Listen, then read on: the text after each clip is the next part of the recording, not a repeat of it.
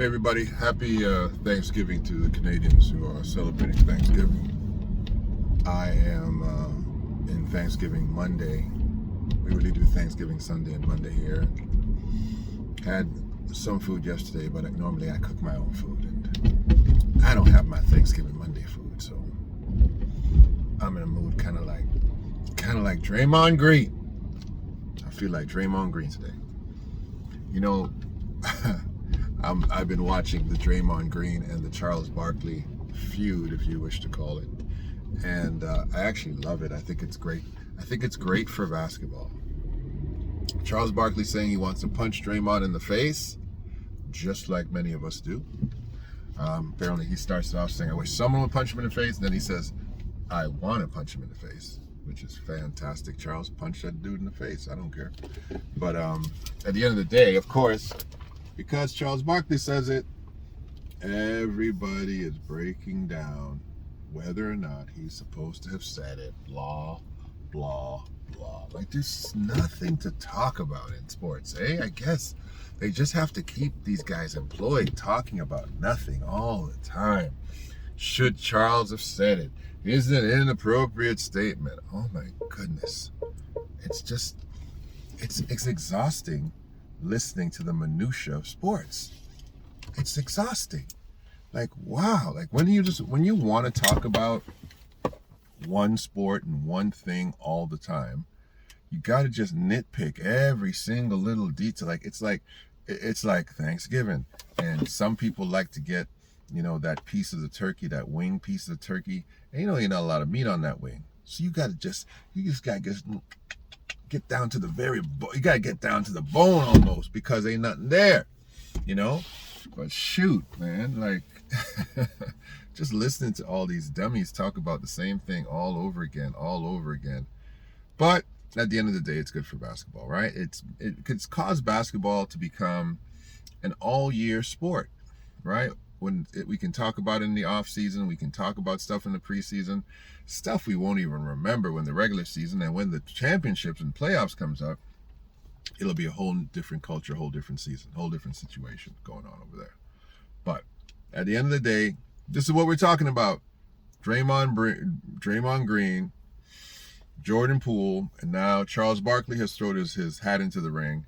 And wouldn't that make just a fantastic charity boxing match? Charles Barkley versus Draymond Green, and Jordan Poole as the celebrity referee. In fact, forget about making it a boxing match. It should be a WWF fight. That's what because most of the stuff is fake. It should be a WWF fight, a tag team scenario where we get some WWF fighters, Draymond Green. You know what? I don't know who's running the WWF anymore, but Draymond Green should definitely be one of the WWF characters. He's a character. He's a complete character. And if they could have got Shaq in there, they did. They got Shaq in there. I think they had other guys named Muhammad Ali. I don't know. A bunch of guys came in that situation. I don't know if Muhammad Ali was in it. I'm not sure. But anyway, I'm not going to waste your time talking forever about this. Like, share, subscribe. Let me know what you think. This guy's driving away with his water bottle on top of his car. I'm going to the gym right now. It's just so interesting to see. He's going to drive away, left his water bottle on top of the car. See, look at the kind of stuff we talk about on Thanksgiving on a low news day. Poor fella.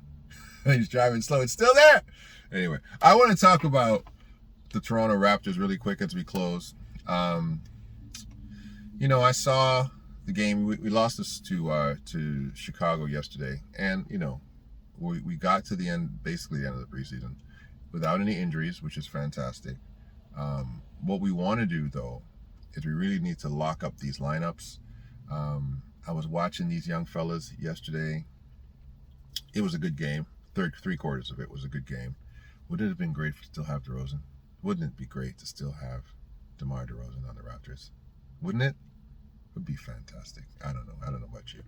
But what I do like is that we have DeMar DeRozan types who are longer, who are bigger people.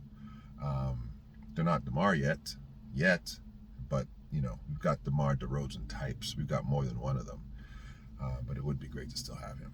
But going into the game really, really specifically,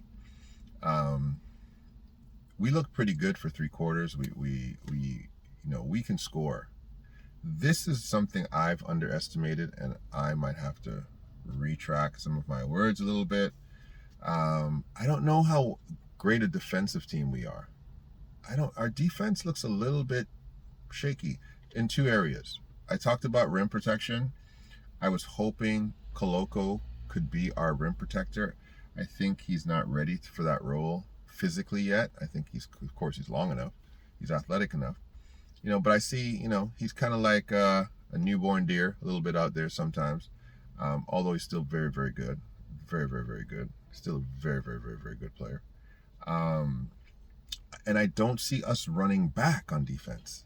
We don't hustle back on defense as much as we hustle into offense. That's a concern to me. Our defense is a concern to me.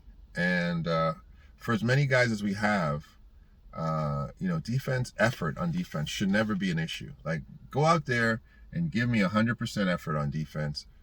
Put your hand up if you're tired, because the NBA, somebody said a few comments back, or a few subjects back, that we should have hockey lineups.